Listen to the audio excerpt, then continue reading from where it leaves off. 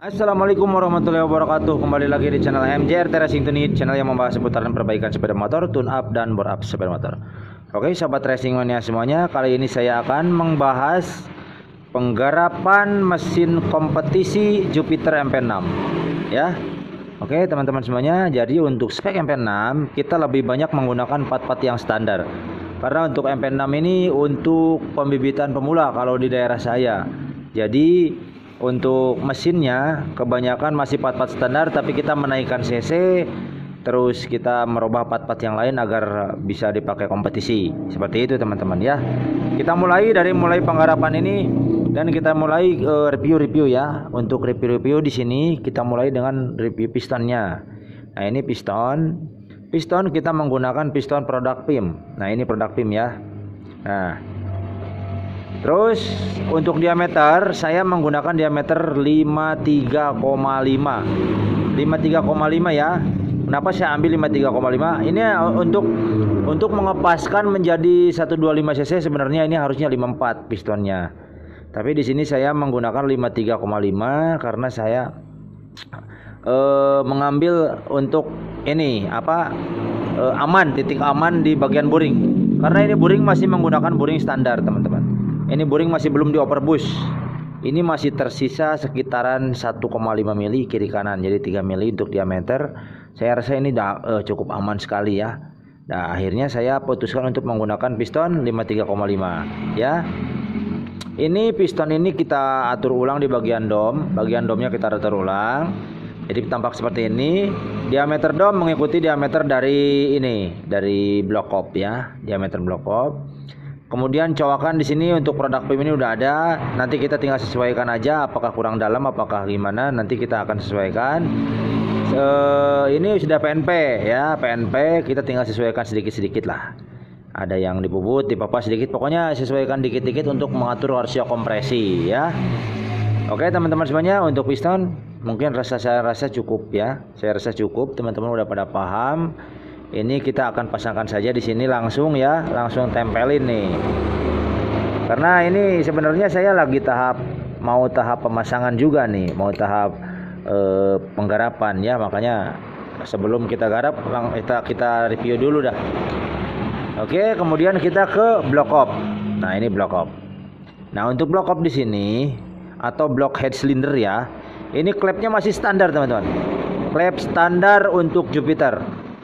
Ya, Jupiter klep standar.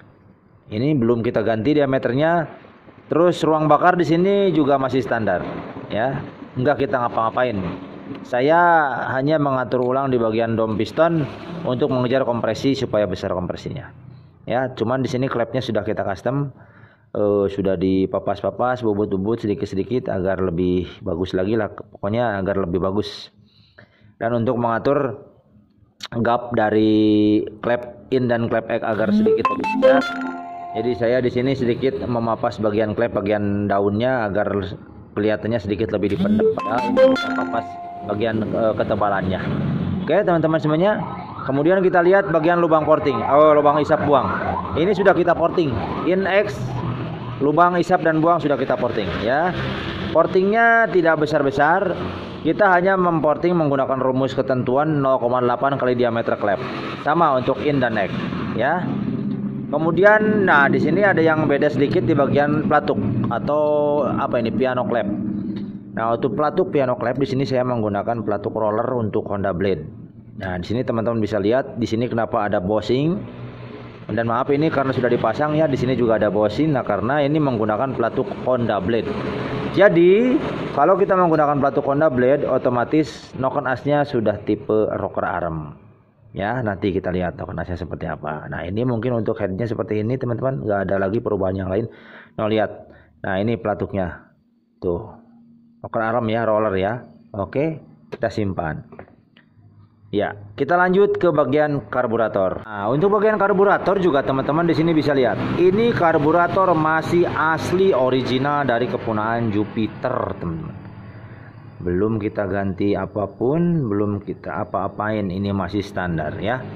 Karena untuk regulasi ini mengharuskan kita menggunakan part-part dari bawaan motor. Cuman ada ketentuan-ketentuan untuk cc boleh naik sedikit.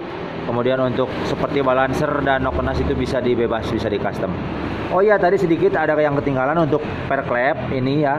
Untuk per clap kita menggunakan per clap aftermarket ya. Kenapa kita pilih aftermarket? Karena kita mencari yang lip per clapnya agak tinggi, karena knocknasnya kita bikin agak sedikit tinggi overlapnya ya. Nah ini karburator balik lagi, karburatornya belum kita apa-apain ya. Sebenarnya untuk di karburator itu boleh kita remer, tetapi tidak boleh ada penempatan maksudnya lem. Biasanya kalau misalkan kita remer kebablasan, di sini banyak lem untuk menahan atau menutup kebocoran. Tapi ini karena saya ya motornya mau digunakan untuk anak-anak yang belajar gitu, mulai belajar di dunia balapan, jadi kita menggunakan karburator standar saja. Ya, nanti next mungkin kalau sudah mahir menggunakan motornya kita langsung garap untuk lebih lagi ya. Ini karburatornya. Oke, kita simpan. Oke, kemudian apa lagi ya? Untuk buring nih. Nah, ini buring. Untuk buring di sini tadi seperti teman-teman bisa lihat, buringnya masih standar. Diameternya standar. Sisa buring ini masih ada 1,5 mili, jadi diameter masih ada 3 mili.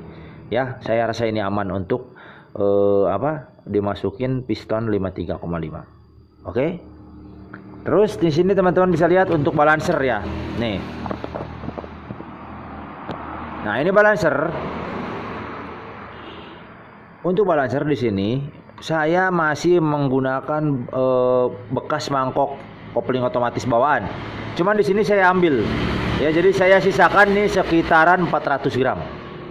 Sekitaran 400 gram saya sisakan di sini ya. Kemudian kita lihat bagian magnet. Nah, ini untuk bagian magnet, teman-teman. Nah, ini bagian magnet. Bagian magnet di sini kita menggunakan magnet standar yang kita blast atau kita masukkan ke dalam. Jadi posisinya magnetnya jadi agak ke tengah. Ini teman-teman bisa lihat, ini mepet banget. Ya, ini agak ke tengah. Kenapa? Karena ini tujuannya untuk menambah torsi. Nah, jadi motor standar juga kalau kita rubah-rubah dikit-dikit ya bisa kencang juga, cuman kita harus jeli ya bagian mana dan apa aja yang kita harus rubah. Kalau ini settingan saya seperti ini.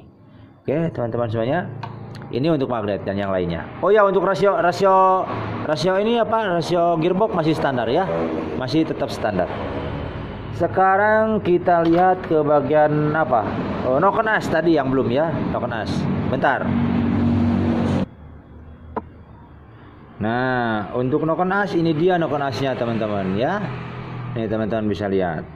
Ini knocknasnya, ini knocknas sudah dibentuk menjadi knocknas tipe roller ya, bentuknya seperti ini. Untuk durasi karena ini mesin MP6, jadi durasi kita ada di 260 sampai 270 lah, sekitaran segitu. Ya, untuk angka buka tutupnya ada di dapur saya. Oke, teman-teman semuanya, ini untuk knocknas. Ini masih dalam tahap pembuatan ya. Oke, belum kita finishing. Oke, teman-teman semuanya, itulah mungkin macam-macam dari penggarapan yang kita lakukan di mesin untuk spek kompetisi MP6 ini. Semoga teman-teman yang membutuhkan atau yang mau samaan dengan settingan yang kita lakukan boleh langsung saksikan videonya, atau misalkan ada yang mau menyerahkan penggarapannya kepada saya, boleh silahkan langsung saja kontak-kontak ya, mudah-mudahan nanti settingannya bisa terpakai, bisa bermanfaat juga. Oke, teman-teman semuanya, terima kasih, semoga dapat menghibur, semoga dapat menjadi inspirasi buat teman-teman semuanya untuk menggarap motornya di spek MP6 kompetisi ini. Terima kasih, assalamualaikum warahmatullahi wabarakatuh. Jangan lupa tetap gaspol.